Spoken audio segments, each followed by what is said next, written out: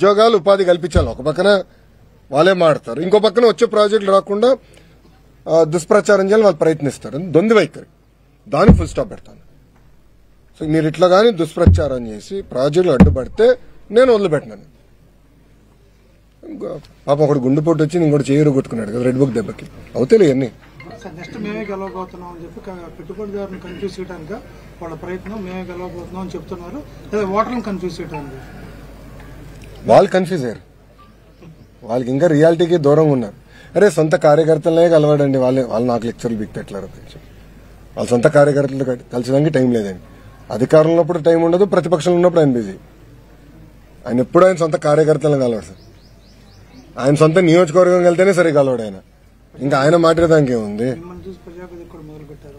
ఎక్కడ చేశాడండి? ఎన్నిసార్లు చేశాడండి? మళ్ళా అది మొదలు పెట్టారని మీరు ఎట్లా అట్లా ఇస్తారు బ్లాంకెట్ స్టేట్మెంట్? ఎన్ని రోజులు చేశాడు? ఓపిక ఎక్కడుంది ఆయన కూర్చొని అందరూ కనుక్కొని సమస్యలు పరిష్కరించడానికి? నిజంగానే అంత ఓపిక ఉంటే ఎందుకు ఇక్కడ మంగళగిరి నియోజకవర్గంలో ఆయన సమస్య పరిష్కరించలా?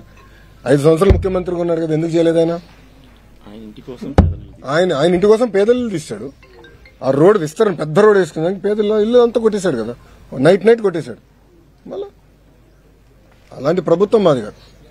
ప్రజా ప్రభుత్వం, పేదలకు అండగా నిలబడే ప్రభుత్వం ఎన్డీ ప్రభుత్వం. ప్రవీణ్ మరణానికి సంబంధించి కుటుంబ సభ్యులు ప్రభుత్వ విచారణ మీద నమ్మకం వ్యక్తం చేస్తున్నా కొందరు రాజకీయ ముసుగులో దీన్ని ఒక వివాదం చేద్దామని వస్తే దీన్ని ఎలా కంట్రోల్ చేస్తారు?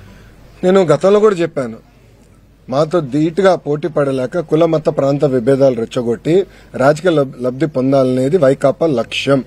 దాంట్లో మీకు ఎలాంటి సందేహం అవసరం లేదు. పాస్టర్ ప్రవీణ్దే కాదు, ముందు కూడా ఇలాంటి అనేక డ్రామాలు వాళ్ళు చేస్తారు. ప్రజలందరూ అప్రమత్తంగా ఉండాలి. అనేక డ్రామాలు చేస్తారు. ఇప్పుడు ప్రభుత్వం ప్రతి ఇష్యూని సీరియస్ గా తీసుకుంటుంది, దర్యాప్తు చేస్తుంది. ఒకవేళ ఎవరైనా తప్పు చేస్తే వాళ్ళు వదిలిపెట్టే ప్రసక్తి ఉండదు ఈ ప్రభుత్వంలో. ఎవరైనా ఉన్నాయి, టీడీపీ వాళ్ళు అవ్వచ్చు, వైకాపా వాళ్ళు అవ్వచ్చు, జనసేన వాళ్ళు అవ్వచ్చు, బీజేపీ వాళ్ళు అవ్వచ్చు, ఎవరిని అవ్వచ్చు. ఎవరిని వదిలిపెట్టదు, తప్పు చేస్తున్న మటుకు ఎవరిని వదిలిపెట్టదు ఈ ప్రభుత్వం. అది చాలా క్లారిటీగా లా అండ్ ఆర్డర్ విషయంలో గౌరవ ముఖ్యమంత్రి గారు చాలా క్లియర్ గా ఉంది. అవునండి, ఎందుకు పనిచేయకూడదండి? ఎందుకు పనిచేయదండి? రెడ్ బుక్ లో ఏముంది? ఎవరైతే చట్టాన్ని ఉల్లంఘించి ప్రజల్ని కార్యకర్తలను ఇబ్బంది పెట్టారో వాళ్ళు వదిలిపెట్టనన్నాను. అంటే వాళ్ళు చట్టాలు ఉల్లంఘించినట్టే కదా. చట్టాలు ఉల్లంఘించిన వాళ్ళపైన యాక్షన్ తీసుకున్నాం. అదే రెడ్ బుక్. యాక్షన్ తీసుకుంటాం, దాంట్లో ఎలాంటి డౌట్ లేదు. ఇది రాజారెడ్డి రాజ్యాంగం కాదండి.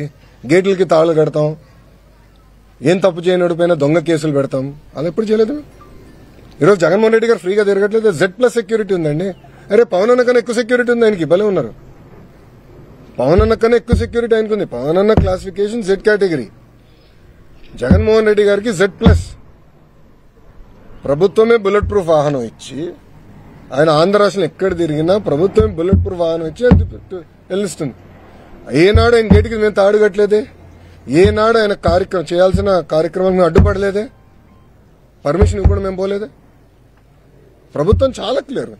ప్రజాస్వామ్యంలో ఆయన చెప్పాల్సిన చెప్పుకోనండి, దాన్ని ఎట్లా తిప్పుకోవటం మాకు తెలుసు.